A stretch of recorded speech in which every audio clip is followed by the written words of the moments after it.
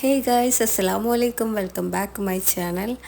അപ്പോൾ പ്രഗ്നൻ്റ് ആയതുകൊണ്ട് തന്നെ ഭയങ്കര കൊതിയാണ് കേട്ടോ. പുഡിങ്ങായിട്ടും ഡെസേർട്ടായിട്ടും ഈ ഐസ്ക്രീംസ് ആയിട്ടൊക്കെ കഴിക്കാൻ, തണുത്തത് കഴിക്കാനായിട്ട് ഭയങ്കര ഒരു കൊതിയാണ്. പ്രത്യേകിച്ച് നല്ല ചൂടുമല്ലേ.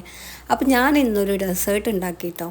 അപ്പോൾ ഏറ്റവും സിമ്പിളായിട്ട് ഞാൻ ഉണ്ടാക്കിയൊരു ഡെസേർട്ടാണ്. അപ്പോൾ അതെങ്ങനെ ഉണ്ടാക്കുന്നതെന്നും കൂടി ഒന്ന് കാണിച്ചു തരാം വിചാരിച്ചു. ഞാനിതാ ഇതുപോലൊരു പാത്രം വെച്ചിട്ട് ഇതിലേക്കൊരു 2 കപ്പ് പാല്, അതായത് ഒരു 500 ml പാലുണ്ടാവും കേട്ടോ.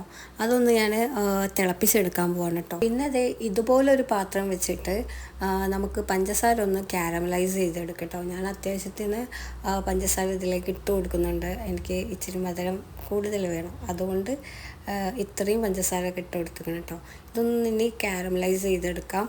അപ്പോൾ ലോ ഫ്ലെയിമിലിട്ടിട്ടാണ് കേട്ടോ ക്യാരമലൈസ് ചെയ്തെടുക്കണം. ഇത് കരിഞ്ഞു പോയി കഴിഞ്ഞാൽ ഇതിൻ്റെ ടേസ്റ്റൊക്കെ പോയി വേറൊരു കഴിക്കുന്നൊക്കെ ഒരു ടേസ്റ്റ് വരും കേട്ടോ. ഇത് കരിഞ്ഞു പോവാതെ ലോ ഫ്ലെയിമിലിട്ടിട്ട് അത്രയും നല്ല ഇതിൽ വേണം ഇതൊന്ന് ക്യാരമലൈസ് ചെയ്തെടുക്കാൻ. അപ്പോൾ ഞാനിത് ഇതിവിടെ സെറ്റാക്കി. ഈ ഫ്ലെയിം ഓഫ് ചെയ്യാതെ തന്നെ നമ്മൾ നേരത്തെ തിളപ്പിച്ച് വെച്ചിട്ടുള്ള പാലുണ്ടല്ലോ, ഇതിലേക്ക് ഇച്ചിരി ആയിട്ട് ഇങ്ങനെ ആഡ് ചെയ്തിട്ട് ഇതൊന്ന് മിക്സാക്കി എടുക്കാം കേട്ടോ.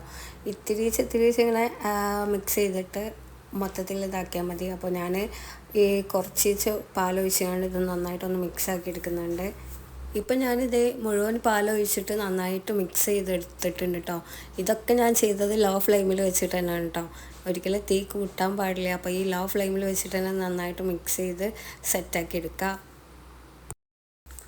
ഇനി ഞാനിത് വേറൊരു പാത്രത്തിലേക്ക് ഒരു 2 കോഴിമുട്ട പൊട്ടിച്ച് ഒഴിച്ച് കൊടുക്കുന്നുണ്ട് കേട്ടോ. ഇനി മുട്ട നന്നായിട്ടൊന്ന് ഉടച്ച് നന്നായിട്ടൊന്ന് മിക്സാക്കാം. ഈ ഒരു ടൈമിൽ വേണമെങ്കിൽ വാനില എസൻസ് ഒന്ന് ചേർക്കട്ടോ, പക്ഷെ ഞാനിതിൽ ആഡ് ആക്കുന്നില്ല. അപ്പോൾ ഞാൻ മുട്ട നന്നായിട്ട് ഉടച്ചതിന് ശേഷം നമ്മുടെ ആ പാൽ മിക്സ് ഉണ്ടല്ലോ, കാരമലൈസ് ചെയ്തിട്ടുള്ള ആ പാൽ മിക്സ് ഈ മുട്ടയിലേക്ക് ഇത്തിരീച്ചായിട്ട് ആഡ് ചെയ്ത് മിക്സ് ആക്കാണ് കേട്ടോ.